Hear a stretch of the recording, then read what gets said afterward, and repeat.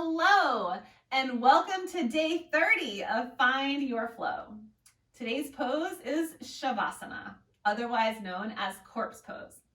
Now, this pose is typically the hardest pose that we do in a yoga practice. The reason being is because we are in complete stillness, and that is both mind and body. And sometimes when we find ourselves in complete stillness, the mind does not like that, and it begins to wander. It begins to maybe make grocery lists or judge our practice or bring up memories that it's just not something that you want to be thinking about. So Shavasana can sometimes be a little uncomfortable, not necessarily physically, but more mentally. And that's why it's sometimes the hardest pose in our practice. It is, however, very, very important for both mind and body. Physically, it allows our body to just kind of reset for a few moments in a more neutral, aligned posture. It also triggers to the different parts of our body and our mind to start rebuilding all of those muscles that we've been working on strengthening and elongating. It's just a really wonderful pose to end with so that you can have a nice, clear definition of ending your practice, your time on your mat, and then going into the real world once again. So we are gonna use a blanket or a towel for a modification. So go ahead and have one of those close by. In fact, we'll go ahead and start with that. So we'll roll up our towel or our blanket, and we're gonna place this under our knees. Now, Shavasana, we're gonna be laying down. If that's not comfortable for you, you're welcome to just come into a seated position or even sit up against a wall.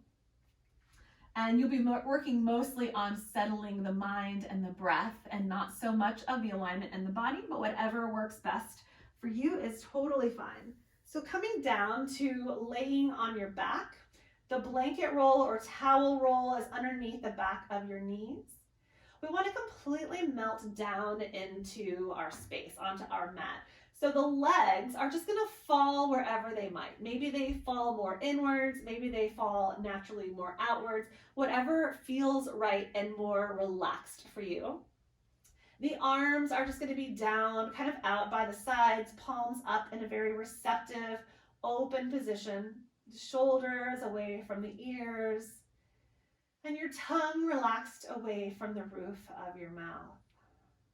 Shavasana is a time to come back to your normal, natural breath, not so much our yogic breath that we've been using throughout our practice.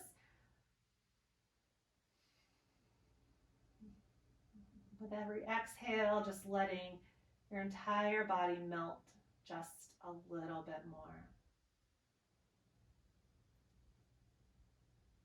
And we'll hold this for about 3 to 5 minutes.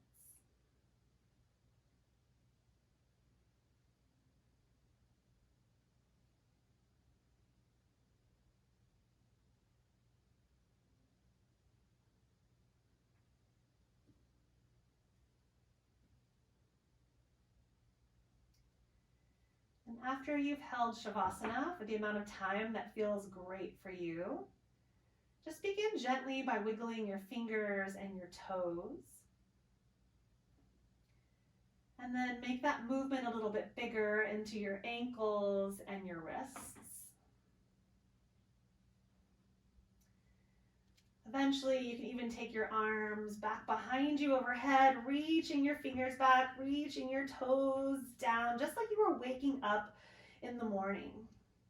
And then rolling over to one side and taking just a few breaths here, moving out of Shavasana nice and slow as if you're just waking up from a nice, long, beautiful nap. Using your top hand to press yourself up and just coming into a seated position. We'll end our practice together with a big inhale, arms reach up.